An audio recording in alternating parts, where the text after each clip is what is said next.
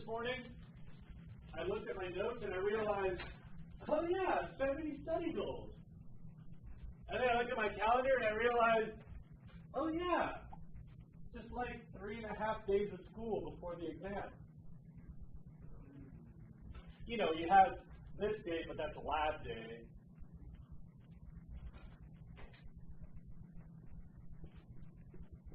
Greenhouse. And you've got this day, but that's like our stars and our review and like our scrambling to finish the study goals that we won't do in the next 3 days. So basically, I've got 3.5 days of lecture. So what I'd like to do, instead of just showing you the whole remainder of the movie, I'd like to fast forward to just the answers for 44, 45, and 46. You'll need your notes in your study guide, obviously.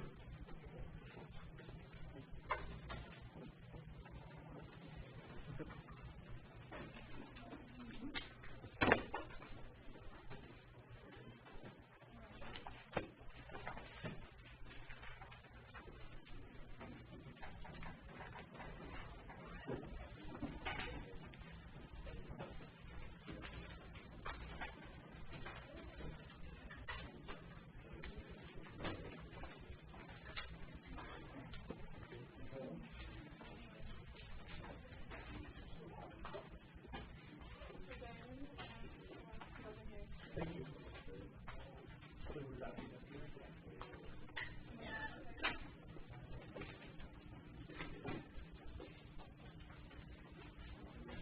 Okay, who's on my remote control?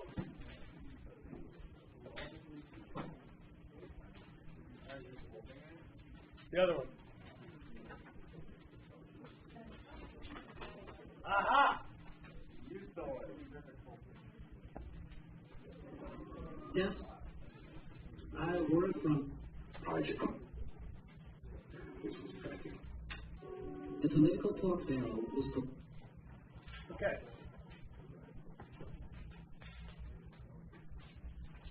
Yesterday, we did this part of the Central Valley Water Project. Remember, we had like Dust Bowl, the Depression, the Okies come to California, there's a lot of water, holy crap, we ran out of groundwater. And then, because of our success in Colorado, we can build giant dams. Pork barrel legislation. You remember what that means? Never studied it. Bringing home barrels full of bacon, lots and lots of pork. Congressman Feinberg, Congressman Maury, everybody gets in line and says, I want federal tax dollars so I can put a dam in Montecito, and I want to put one on the Mesa, and I want to put one on the Riviera, and I want to put one over here and over there and over here and over there. And everybody starts building all these dams and all these canals so they can irrigate all this land. Pork barrel legislation. The idea was we would build a lot of jobs, we would make cheaper food for everybody, and by giving away the water, we would solve all of those food supply and economic considerations of the recent past. Patch up the Dust Bowl panic, recover from the Depression. It was called the New Deal, which is give away federal dollars to make jobs, pay you to work, and that'll get the economy going again. By the way, I think most people would feel that that was somewhat successful. I don't know the details. Talk to your teachers. I'm really not qualified to teach you history. But generally speaking, I think the New Deal is considered to be a more or less successful program. Agricultural subsidies for water in California and elsewhere, however, turned out to be kind of a bust. Today, we will burst the bubble. Yesterday, we got to the point where everybody's building water projects. And the next 20 minutes, I need to burst the bubble. We can start bursting the bubble in Tulare Lake. Tulare Lake was a giant lake. Very, very big. Oh, look at this, by the way. Here comes the Central Valley Water Project. Would work their way south and soon transform the valley into the breadbasket of the world. If you can get the little snippets, Far to the south, farmers around Tulare Lake began lobbying for their own water project. At high water, they would be 45 miles, about 22 miles down that way and about 22 miles up this way. And then it'd be about 10 miles wide and 10 miles this way, 10 miles west, 10 miles east.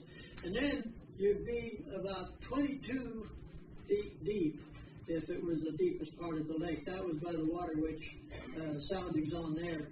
And then your fish should be swimming by you. That was a big guy in a little chair, by the way. Never figured out why they gave him that little baby chair. I don't know if you heard those dimensions, but that's a big old shallow lake. 22 feet is not deep. Most of you can hold your breath to touch 22 feet. But that square mileage, that's like more than twice Tahoe. Like that's a big old lake. Tulare Lake was 2 million years old, one of the oldest lakes on Earth. 45 miles long, it was the largest freshwater lake west of the Mississippi. In May and June, with the runoff of 4 substantial rivers, the whole Tulare Basin, it could be twice, 3 times the size of Lake Tahoe right here. It was probably the last place in the Central Valley that really was wild. If you get a lot of rain, we had a lot of lake. We didn't get much rain, we had very little lake. And that's why a lot of people say it's kind of a magical lake. You know, a lot of rabbits and coyotes and things like that. So it was just a real nice spot, you know, for hunting and fishing. For years, North American wheat has been produced most profitably on large farms. But today, none is more thoroughly industrialized than the 50,000-acre Tulare Lake Ranch in San Joaquin Valley, California. Not far from the lake, on land once claimed by Henry Miller, some of the wealthiest farmers in the world raised wheat and cotton. We have about 35,000 acres of grain and about 7,500 acres of cotton. We have 250 miles of canals and ditches on our ranch. All of our land is under irrigation. That's weird, right? yeah. In dry years, growers could farm bits of the lake bottom, but they wanted to farm it all. Remember, in a dry year, they could start creeping into the lake, but they're like, hey, wait a minute. If we just block all the water, then we'd have the irrigation supply uphill, and we could farm downhill. It's only 22 feet deep. Can't take that long to drain it or to use up the water. And then if we just plug all the inlets, we can farm there. Federal government says, okay. But they made a weird condition. They said, all right, you can do this Tulare Lake project, but we don't want to help out just a couple of rich farmers.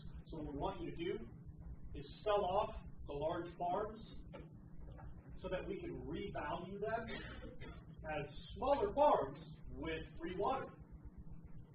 Remember, the federal government, despite any complaints we may or may not have, probably is a bunch of smart people with good intentions. The idea was, if we're going to invest money to make water more available here, we should make sure that that creates a lot of small farms so that our irrigation leverages the most economic growth. But when all of those things went on the market, Jose's son bought 100 farms, Jose's daughter bought 100 farms, Jose's mom bought 100 farms, Jose's wife bought 100 farms, Jose's aunt bought 100 farms, and then within 2 days, they all formed Jose Caballero Farms Incorporated.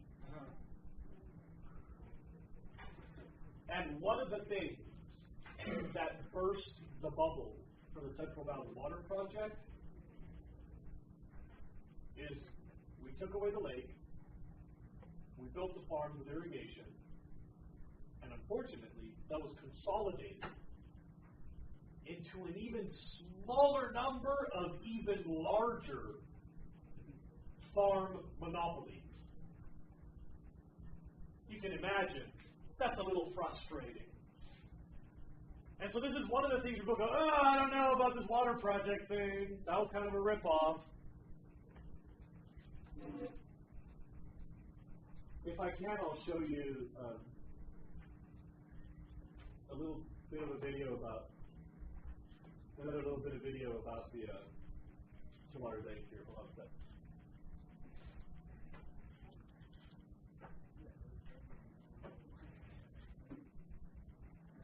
Lake, and then brought back what had been Tulare's water to irrigate the dry lake bed.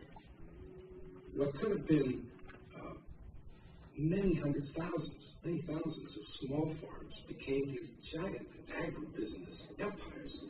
These corporations amassed so much wealth from this water, which was practically free. They basically have run agriculture in the southern San Joaquin Valley ever since. There are thousands of acres of cotton in here, thousands, really. I'd say probably 1 million acres in this area all around us. But in fact, it's as far as you can see is cotton. So, you know, it's big acreage, and it really overwhelms people who come into the area and look around. But the water is the essential thing. Without that water, you can't grow the cotton. I was down in the Tulare Basin just a couple of years ago, and I tried to find the lake. I knew I was approaching it, and at one point I was suddenly on it, and then I was miles into it in my car. It's gone. It's completely obliterated in a few years.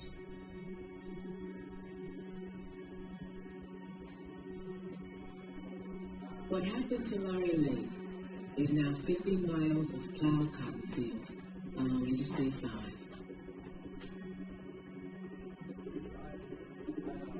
Is it your eyes doing that, or is it the okay, good. This is just like Las Vegas, it never stops. That guy knows about Las Vegas. Truckers in Las Vegas? No. This was one of the things where people started to get suspicious. They're like, wait a minute, are we just using federal money to make a couple people rich? Or, you know, people started to go like, you'll notice there was a little bit of like, kind of a tone of, like nervousness. That was their argument. Yeah. But in the meantime, the state kept flooding. And so, even though the federal projects were slowing down, yeah, the federal government for a while investigated using nuclear bombs to build the canals. That didn't go anywhere. There was this flurry of building, flurry of projects. Federal government starts to have some obstacles, but then the state government says, well, we want to get involved, so look at this. The purple. A district as dry as the Mojave. The purple they're about to show you, this is the state project. So after the federal project had basically federal and state waterworks had lifted the rivers out of their ancient beds and delivered them to every corner of the Great Dry Valley. Soon, Bureau water would reach even the West River. And so the state said, well, federal government, you missed a spot. We want to get a little area over here to get some water, the Westlands. And the Westlands is an interesting story. Remember that the feds had built the Central Valley Water Project as a national solution to national problems, and it had been somewhat successful, especially at this point. Tulare Lake, I don't know, making people nervous. But the state's like, well, that worked great, let's keep going, more water. And they irrigated this place called the Westlands. The Westlands is really, really dry. It's about as dry as Death Valley on the other side of the Sierra. It's extremely dry. Remember we talked about how deserts are surrounded by mountains with little outlets, there's a rain shadow. You can imagine.